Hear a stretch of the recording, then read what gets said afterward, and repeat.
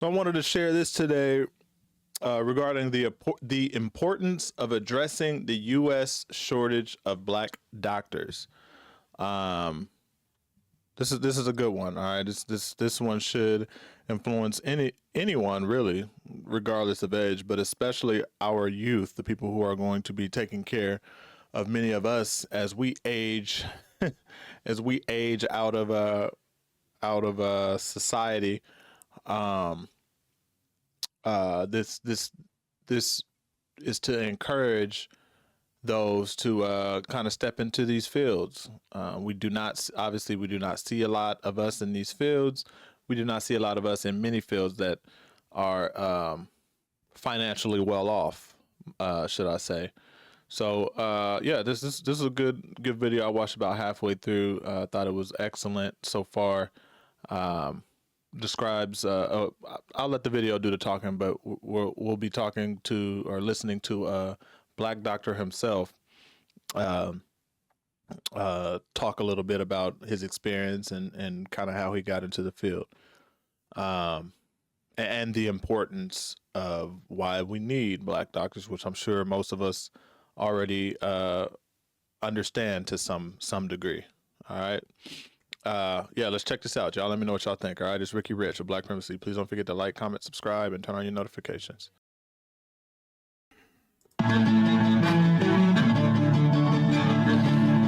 There's a multi-million-dollar effort underway to bring more African-American doctors into hospitals and examination rooms nationwide. That effort is focused on easing the burden of medical school costs for students at historically black institutions. In tonight's Eye on America, CBS's Jerika Duncan shows us how more black doctors can lead to a healthier country. You are doing amazing. 40-year-old Dontel Johnson dreamed of becoming a doctor as a child. Did you see any black doctors? Did you know any black doctors? I had never seen a black doctor growing up. And one of the crazier things is I never saw a black doctor until I hit college. Johnson decided to apply to medical schools in Texas. But when a friend told him about a potential school in Nashville, Tennessee, full of black students, he was in shock. I told him he was a liar. I said this place didn't exist. I went home that night. What did he tell you that you really thought it didn't exist? He started describing a place of people that looked like me, that were dentists, doctors, scientists. So I went home that night. It was still, I had dial-up internet, so I had to wait for it to pop up. And then these photo stills came across of Meharry, and I applied that night at maybe like 1 or 2 a.m. Johnson graduated from Meharry Medical College. He decided to stay in the community and is now a pediatrician and a professor there. I think one of the things that's really coming to light, that patient population of African Americans and how systemic racism, how history, how the healthcare profession overall has not always been there for this patient population. A population that has better overall health outcomes when treated by black doctors, according to recent studies. To further those connections, this past August, former New York City Mayor Michael Bloomberg announced a $600 million gift to all 4 HBCU medical schools. Combined, they have educated roughly 50% of all black doctors in the United States. Currently, African Americans make up about 14% of the population, but represent a little more than 5% of doctors. Having a healthcare professional is important in the community, but also having a black healthcare professional raises all the boats. Dr. Valerie Montgomery Rice is president of Morehouse School of Medicine in Atlanta. How does that uplift everyone? First of all, it's going to allow us to educate and train more black and brown physicians, and it's going to allow those students to have more choice in where they want to practice and to be less burdened with debt.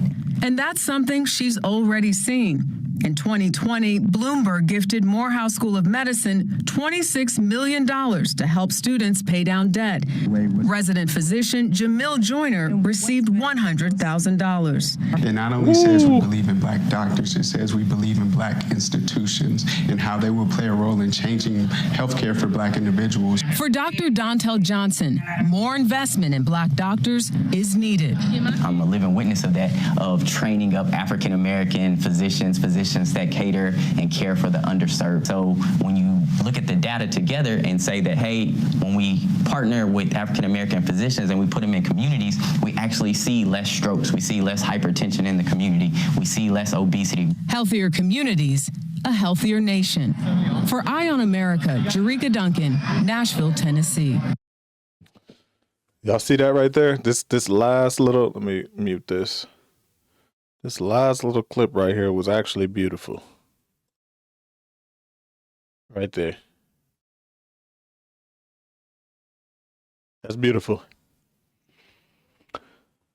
With the black students out there, future doctors that look like us, doesn't get any better than that, in my opinion. That's excellent. I really, really like this $600 million effort here. $600 million to these 4 colleges, and like she said, these colleges make up 50% of the black doctors, and I believe I would assume it's probably the U.S. In the U.S. That's insane, and 600 million is a lot. I mean, it's enough to help offset.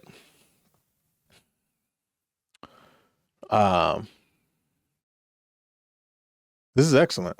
Like I'm actually kind of at a loss for words. I don't really have anything to pick at about this.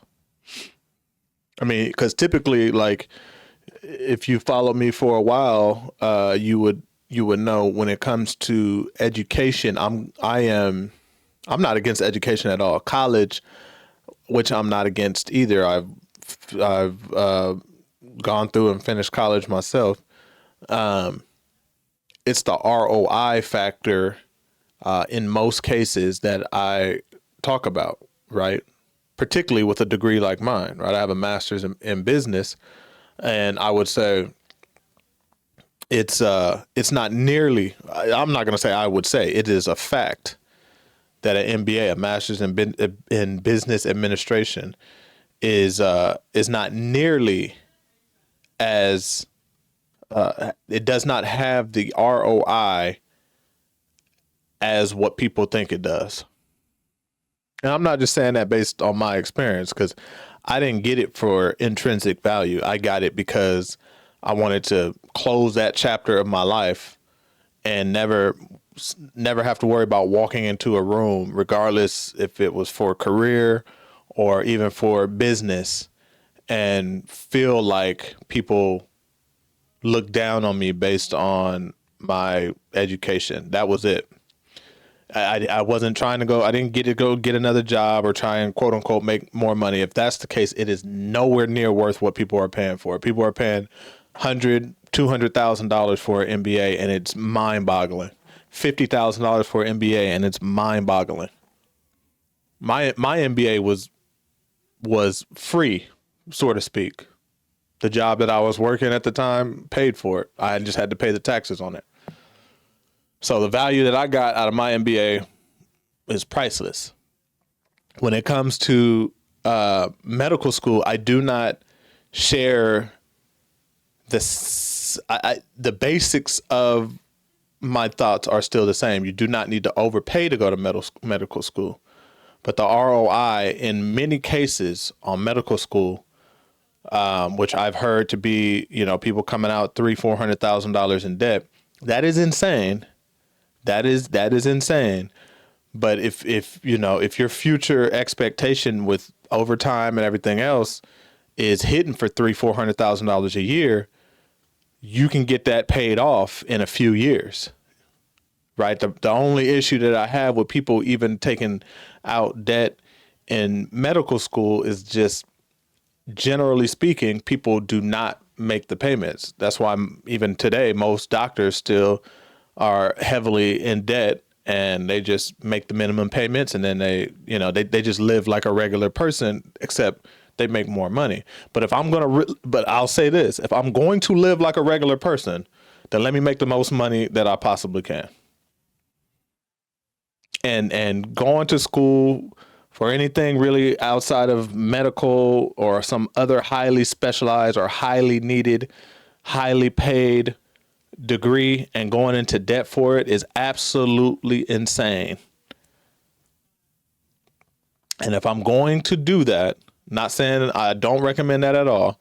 If I'm going to do that, I'm not going to do that for something that's, got an earning potential of $50,000 or $100,000 a year.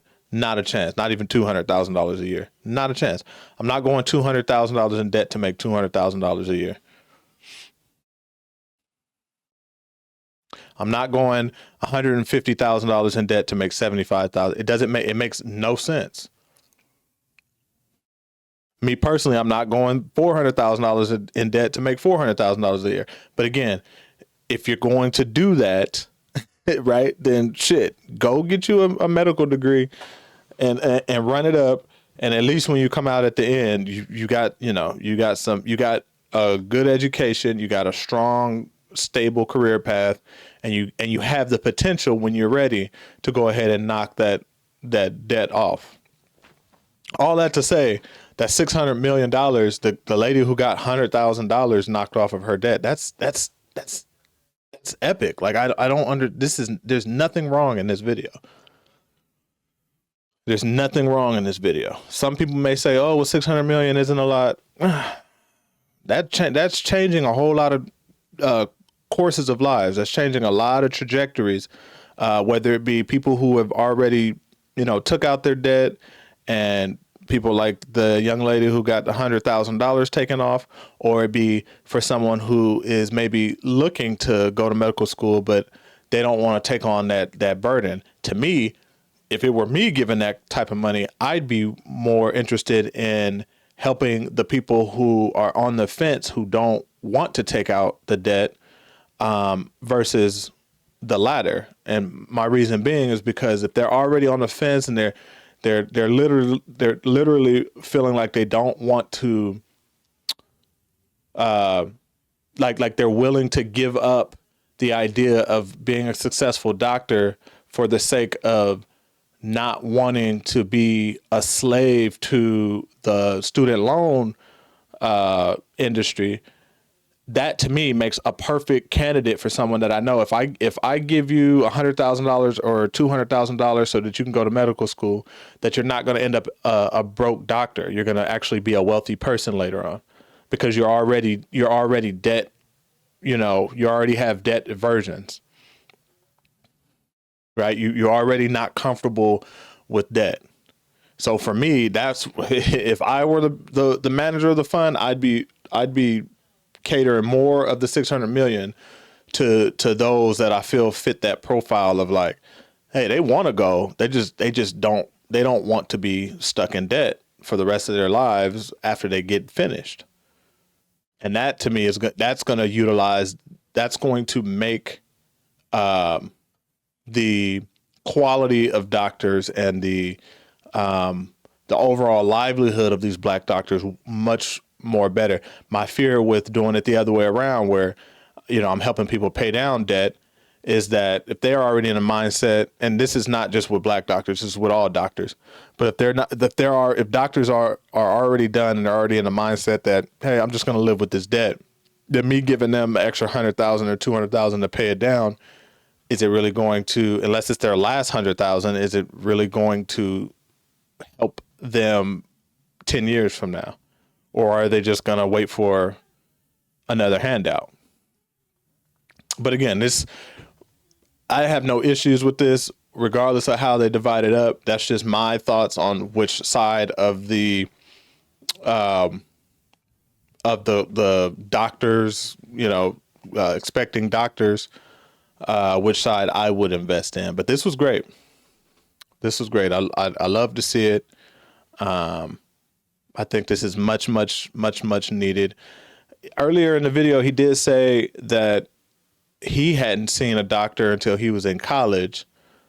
I don't know what a black doctor until he was in college. I don't know what he meant by that. I don't know if he meant he had, I'm assuming he had meant he had not seen someone who was a black doctor. Okay. And it was later for me. When he first said it, I thought, had he not seen like visited a black doctor? And when I thought about it, I was like, shit, neither have I. Like, I literally just saw like was a patient of the first black doctor in my entire life, at least that I can remember. Maybe when I was a baby, I don't know. But in my entire life, this week, for the first time. And so I was thinking about it after he said that. I was like, dang, like, yeah, I have known, several black doctors over the years, but even then, I must say the first one that I met was maybe 6 years ago, well after my college. So this was great.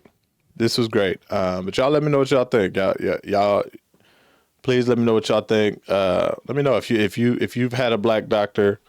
Are you familiar with black doctors? Are you a black doctor yourself? But yeah, let me know what y'all think. All right, it's Ricky Rich of Black Primacy. Please don't forget to like, comment, subscribe, and turn on your notifications.